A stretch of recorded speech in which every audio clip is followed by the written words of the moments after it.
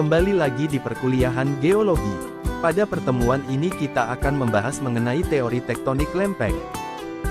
Permukaan bumi terbentuk dari lempeng-lempeng tektonik yang bergerak. Gerakan lempeng tektonik terus-menerus terjadi dan menciptakan berbagai perubahan di permukaan bumi. Sumber gerakan tersebut berasal dari arus konveksi yang mana arus ini terjadi di dalam lapisan astenosfer bumi. Lempeng-lempeng terus bergerak dan saling mendesak satu sama lainnya.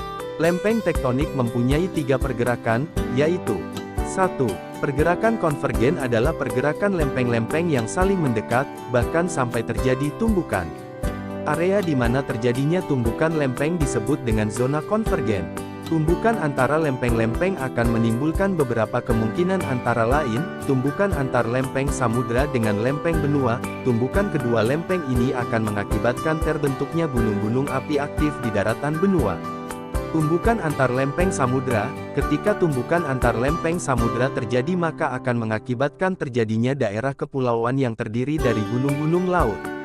Tumbukan antar lempeng benua, ketika antar lempeng benua saling bertumbukan maka akan mengakibatkan terjadinya lipatan yang arahnya semakin luas dan menjulang tinggi, misalnya terbentuknya pegunungan Himalaya dan dataran tinggi Tibet. 2. Pergerakan divergen. Pergerakan divergen merupakan pergerakan lempeng yang saling menjauh antara satu dengan yang lain.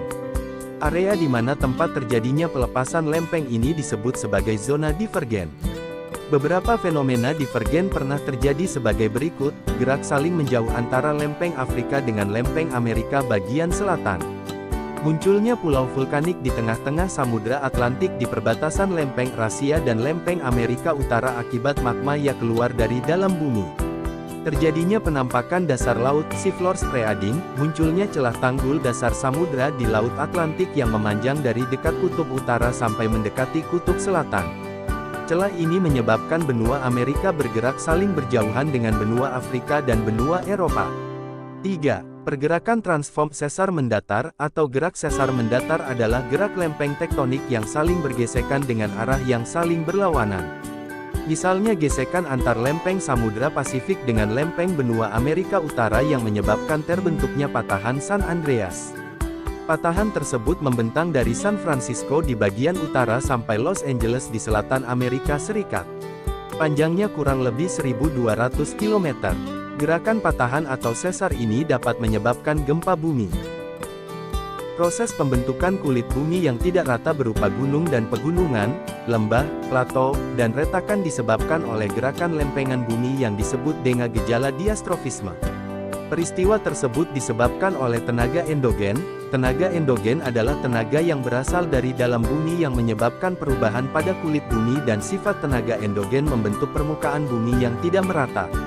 Hasil bentukan dari tenaga endogen tersebut dapat berupa lipatan ataupun lipatan. Lipatan fault adalah suatu gelombang pada lapisan tanah yang terjadi karena adanya proses diatropisme atau proses pembentukan lapisan bumi yang tidak dicampuri oleh aktivitas vulkanisme. Dapat juga diartikan lipatan adalah suatu struktur geologi yang sering dijumpai pada batuan sedimen. Macam-macam lipatan. Macam-macam lipatan dibedakan berdasarkan posisi bidang sumbunya dan juga berdasarkan intensitas pelipatan. 1.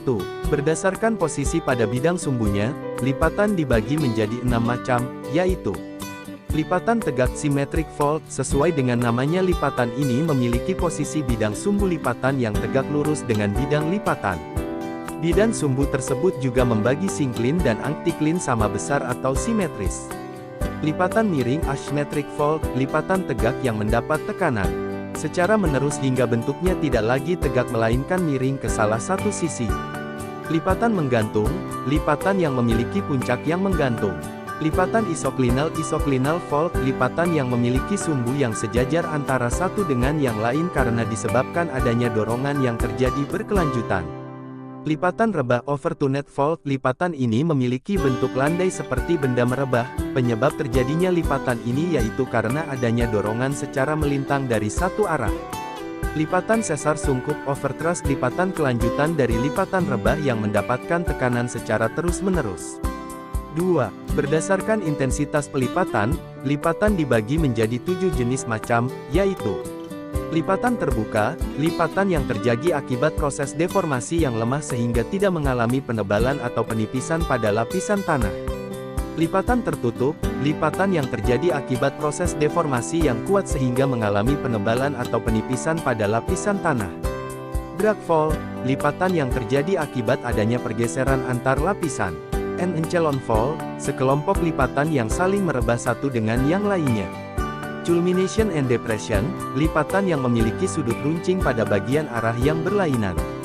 Synclinorium, lipatan yang sinklin utamanya terdiri dari beberapa lipatan lain yang berukuran lebih kecil. Anticlinorium, lipatan yang antiklin utamanya terdiri dari beberapa lipatan lain yang berukuran lebih kecil. Bagian-bagian lipatan. Berikut ini adalah bagian-bagian dari lipatan. Antiklin atau punggung lipatan adalah unsur geometri lipatan yang mempunyai permukaan cembung atau konveks dengan arah cembungan ke atas. Bagian ini memiliki dua buah lim dengan arah kemiringan berlainan dan saling menjauh satu dengan yang lain. Pada bagian tengah antiklin terdapat core atau inti antiklin.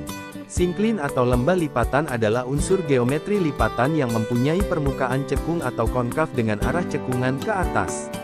Bagian ini memiliki dua buah lim dengan arah kemiringan yang saling mendekat. Pada bagian tengah antiklin terdapat core atau inti syncline. Lim atau sayap adalah bidang miring yang membangun struktur synclinal atau antiklinal. Lim dapat diartikan juga sebagai bagian dari lipatan yang memiliki posisi menurun mulai dari lengkungan maksimal sebuah antiklinal hingga lengkungan maksimal suatu synclinal. Lim memiliki bentuk yang panjang dari axial plane pada suatu lipatan ke axial plane pada lipatan lainnya. Terdapat dua jenis lim yaitu back lim atau sayap yang landai dan fore lim atau sayap yang curam pada lipatan simetris. Axial plane adalah suatu bidang yang memotong puncak suatu lipatan. Axial surface atau hinge surface adalah bidang imajiner yang terdapat semua axial line dari suatu lipatan. Crest atau hinge line adalah garis yang menghubungkan antara titik-titik tertinggi dari sebuah lipatan pada satu bidang yang sama. Garis ini terletak pada bagian tertinggi dari sebuah lipatan. Crest terbentuk pada crestal plane yaitu suatu bidang pada lipatan. Groove adalah suatu garis yang menghubungkan titik-titik paling rendah dari bidang yang sama. Garis ini terletak pada bagian paling rendah dari sebuah lipatan. Groove terbentuk pada suatu bidang lipatan yang disebut dengan trough line. Plug adalah sudut yang terbentuk karena adanya pertemuan poros dengan garis horizontal pada suatu bidang vertikal. Inflection point adalah titik yang mana terjadi perubahan pada sebuah lengkungan yang masih termasuk bagian dari lim. Wavelet atau half adalah jarak antara dua buah inflection point. Core adalah bagian lipatan yang berada di sekitar sumbu lipatan. Depression adalah daerah paling rendah dari puncak lipatan. Contoh lipatan. Berikut adalah contoh lipatan yang ada di Indonesia diantaranya Pegunungan Bukit Barisan, Pegunungan Kendeng, Pegunungan Tengger, Pegunungan Ijen. Patahan bumi adalah perubahan bentuk bumi yang terjadi akibat adanya tekanan tenaga endogen yang cepat sehingga permukaan bumi tidak sempat melipat dan timbullah patahan. Patahan sesar ini biasanya terjadi di daerah yang berbentuk bebatuan. Biasanya patahan terjadi akibat adanya gempa bumi. Bentuk-bentuk patahan. 1. Patahan vertikal. Patahan vertikal adalah patahan yang menyebabkan sesar bergerak ke atas dan ke bawah. Patahan vertikal merupakan salah satu penyebab relief di permukaan bumi memiliki tinggi yang berbeda. Terdapat 4 bentuk patahan vertikal yaitu host, graben, fault scarp, dan pegunungan patahan. 2. Patahan horizontal. Patahan horizontal adalah bentuk patahan yang diakibatkan dari tekanan tenaga endogen yang bergerak secara horizontal. Patahan horizontal dipisahkan menjadi dua yaitu dextral dan sinistral. 3. Block mountain. Block mountain adalah kumpulan patahan-patahan yang tidak beraturan. 4. Oblique. Oblique adalah sesar yang mengalami patahan vertikal bersamaan dengan patahan horizontal. Contoh patahan di Indonesia. Berikut adalah patahan yang ada di Indonesia. Patahan Semangko mulai dari Aceh hingga Semaka, Lampung. Patahan Lembang di Bandung. Patahan Opa di Bantul, Yogyakarta. Patahan Flores di Nusa Tenggara.